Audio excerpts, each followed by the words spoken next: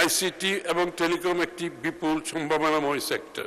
আগামী 5 বছরে তা 10% উন্নীত করার লক্ষ্য নির্ধারণ করা হয়েছে। আগামী অর্থবছরের উন্নয়ন অগ্রাধিকারের তালিকায় স্থান পেয়েছে তথ্য ও যোগাযোগ প্রযুক্তি বা আইসিটি খাত। প্রস্তাবিত বাজেটে এটিকে 10টি অগ্রাধিকার খাতের মধ্যে 8ম হিসেবে উল্লেখ করা হয়েছে। ডিজিটাল ইকোনমি নিশ্চিত করতে ডিজিটাল অর্থনীতির সম্প্রসারণ, প্রযুক্তি নির্ভর কর্মসংস্থান সৃষ্টি এবং উদ্ভাবনী উদ্যোগকে উৎসাহ দিতেই আইসিটি খাতকে বিশেষ গুরুত্ব দেওয়া হচ্ছে। একই সঙ্গে প্রযুক্তি খাতে বিনিয়োগ বৃদ্ধি এবং সেবা সহজলভ্য করার উপরও জোর দেওয়া হয়েছে।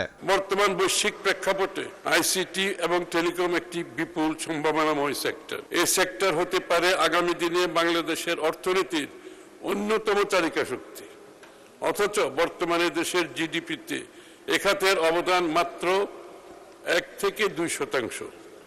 যথাযথ পরিকল্পনা গ্রহণ ও বাস্তবায়নের মাধ্যমে আগামী 5 বছরে তা 10% উন্নীত করার লক্ষ্য নির্ধারণ করা হয়েছে।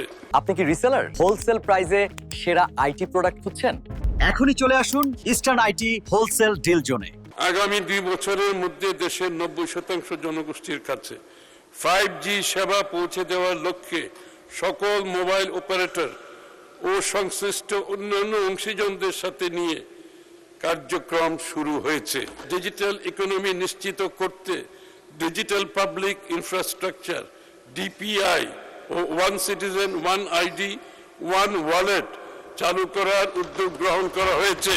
বাজেটে ইতিমধ্যে টেলিকম ও আইসিটি খাতে কর সুবিধা, স্টার্টআপে ভ্যাট অব্যাহতি, প্রযুক্তি পণ্যের স্থানীয় উৎপাদনে কর ছাড় এবং ফ্রিল্যান্সার ও কন্টেন্ট ক্রিয়েটরদের জন্য ভ্যাট প্রত্যাহারের মতো বিভিন্ন উদ্যোগের প্রস্তাব রাখা হয়েছে।